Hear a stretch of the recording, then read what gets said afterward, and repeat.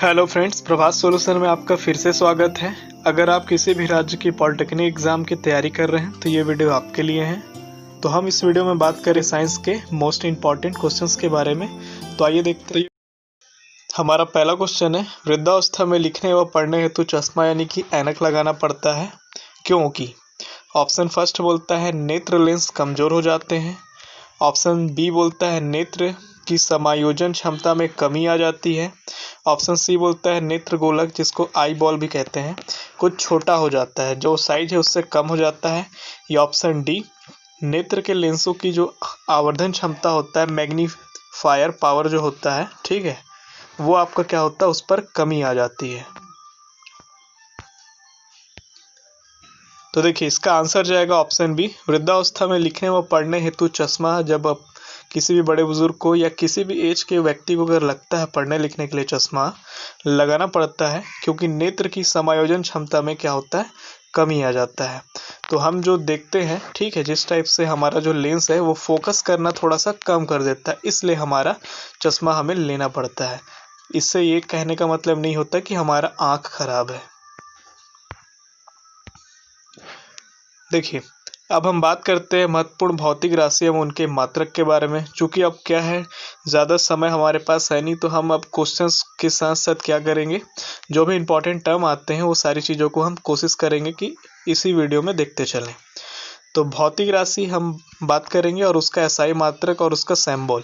तो लंबाई यानी मीटर, ठीक है, स्मॉल एम।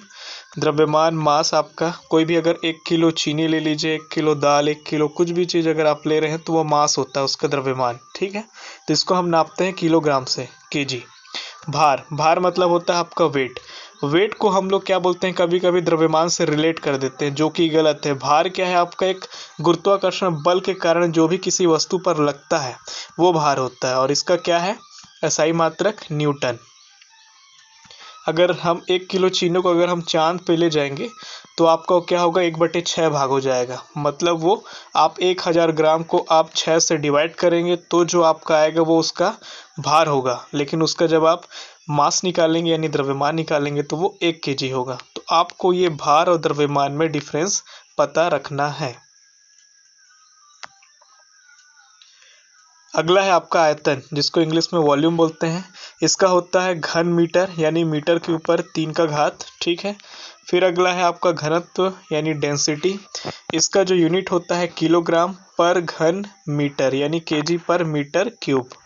फिर आता है दाब, जिसको बोलते हैं प्रेशर, यह होता है पास्कल यानी पीए, शॉर्ट फॉर्म है। या आप इसको न्यूटन पर mm स्क्वायर भी लिख सकते हैं।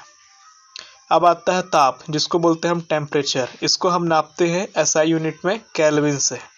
फिर आता है बल, बल मतलब फोर्स, यानी इसको हम मेजर करते हैं न्यूटन से। फिर है आपका कार्य, ऊर्जा, उष्मा, यानी वर्क, एनर्जी और हीट। इसका जो आपका यूनिट होता है वो आपका जूल होता है, सिंबल आपका कैपिटल जे। फिर आता है शक्ति यानी कि पावर, इसको हम नापते हैं वॉट से, ठीक। फिर आता है आपका विद्युत आवेश यानी इलेक्ट्रिक चार्ज, ये नापते हैं हम कूलाम से। फिर आता है आपका विद्युत धारा यानी कि इलेक्ट्रिक करंट, जिसको हम एक्चुअल में करंट बोलते हैं, वो इलेक्ट्रिक करंट होता है, इसको हम मेज़र करते हैं एम्पियर से, कैपिटल है इसका, सिंबल है। फिर आता है विद्युत प्रतिरोध, इलेक्ट्रिक रेसिस्टेंस, इसको हम डिनोट करते हैं ओम से, ये उसका सिंबल है। घर में जो ग्रिप वगैरह लगता है वो उस पर ये काम होता है। फिर आता है ज्योति तीव्रता यानी लुमिनस इंटेंसिटी, तो इसको हम नापते हैं कैंडेला से। कोई भी अगर आप मोमबत्ती जलाते हैं या कोई भी अगर आप बल्ब जलाते हैं तो वो कितना प्रकाश देता है, कितना उसकी ज्योति की इंटेंसिटी होती है, तीव्रता होती है उसकी लाइट की, वही ज्योति तीव्रता होता है, और इसको हम मेज़र करते हैं कैंडेला से। फिर आता है आपका फ्रिक्वेंसी यानी कि आवृत्ति, इसको हम मेज़र करते हैं हर्ट्ज से। फिर बात करते हैं समय यानी कि टाइम, इसको हम मेज़र करते हैं सेकंड से। फिर आता है पदार्थ की मात्रा, तो ये अमाउंट ऑफ सब्सटेंस कहलाता है, इसको मेजर किया जाता है एसआई यूनिट मोल, जिसका सिंबल होता है एमओएल। फिर आता है समतल कोण, जिसको प्लेन एंगल भी कहते हैं, इसको रेडियन से मेज़र करते हैं। फिर आता है सॉलिड एंगल यानी कि घन कोण, जो पूरी तरीके से क्या है, परिपक्व है, तो उसको हम मेज़र करते हैं स्टेरेडियन से यानी एसआर। ये एसआई यूनिट पे सारे वैल्यू हैं। अब यहाँ पे हम देखते हैं कुछ महत्वपूर्ण तथ्य छोटी दूरी के लिए और बड़ी दूरियों के लिए, यानी कि खगोलीय दूरी। छोटी दूरी आपका क्या बोल सकते हैं, अणु से अणु का डिस्टेंस लेना है, अणु का त्रिज्या लेना है, परमाणु का त्रिज्या लेना है, तो वो यहाँ पे यूज होता है। तो माइक्रोन होता है 10⁻⁻6 मीटर, ठीक है। फिर आपका आता है एंगस्ट्रॉम यूनिट यानी एंगस्ट्रॉम मात्रक, इसका होता है 10⁻10 मीटर। फिर आता है फर्मी, इसका होता है 10⁻15 मीटर। अब आता है आपका खगोलीय दूरी है, मतलब तारे से तारा की दूरी, पृथ्वी से सूर्य की दूरी, चंद्रमा की दूरी, उसके लिए। तो पहला आपका प्रकाश वर्ष यानी कि लाइट ईयर, तो इसका जो आपका यूनिट होता है यानी कि मेजरमेंट जो होता है 9.46 × 10⁻15 मीटर। फिर आता है पारसेक, पारसेक होता है इसका फुल फॉर्म पैरालॉक्टिक सेकेंड, इसका जो होता है वैल्यू 3.08 × 10⁻16 मीटर। फिर आता है आपका खगोलीय मात्रक यानी एस्ट्रोनॉमिकल यूनिट, ये आपका होता है इसकी वैल्यू 1.496 × 10⁻11 मीटर। आगे आपका एक AMU यानी एटॉमिक मास यूनिट 1.66 × 10⁻27 kg के बराबर होता है। एक क्विंटल जो आपका होता है 100 kg के बराबर होता है। एक मीट्रिक टन आपका जो होता है 1000 kg के बराबर होता है। अगर आप एक ग्राम की बात करते हैं तो 10⁻³ kg के बराबर होता है। और एक मिलीग्राम की बात करते हैं तो 10⁻6 kg होता है। नेक्स्ट क्वेश्चन है हमारा, निम्नलिखित में से कौन सी संवेग की इकाई है?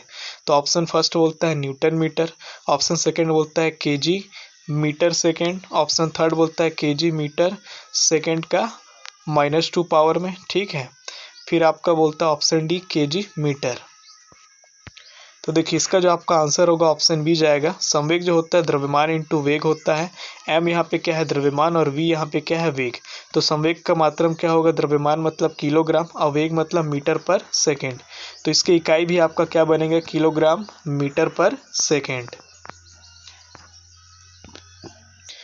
अगला क्वेश्चन है, किसी स्क्रू गेज के शीर्ष पैमाने पर 50 भाग अंकित हैं। यदि पेंच का चूड़ी अंतराल 1 mm हो तो स्क्रू गेज का अल्पतमान क्या होगा? ऑप्शन फर्स्ट बोलता है 0.5 mm, ऑप्शन सेकंड बोलता है 0.002 mm, ऑप्शन थर्ड बोलता है 0.02 mm, ये ऑप्शन डी आपका हो जाएगा 0.05 mm। तो देखिए इसका जो आपका आंसर होता है अल्पतमान भागों की संख्या जो होगा आपका ऑप्शन सी जाएगा 0.02 mm। अल्पतमान कैसे निकालते हैं, जितना आपका पिच है और जितना आपकी भागों की संख्या है। तो एक पिच का आपका पता है, ठीक, और 50 आपको निकालना है। भागों की संख्या आपको यहाँ से यहाँ तक का दे दिया है, तो आप सबसे कम कितना मेज़र करते हैं तो 0.02 mm इस स्क्रू गेज से आप क्या कर से माप सकते हैं। मतलब कि आप किसी वायर की मोटाई, कोई पतला सा अगर वायर है तो उसकी कितनी मोटाई है वो यहाँ पे आप मेज़र कर सकते हैं। इस तरह से आपका क्या होता है स्क्रू गेज होता है।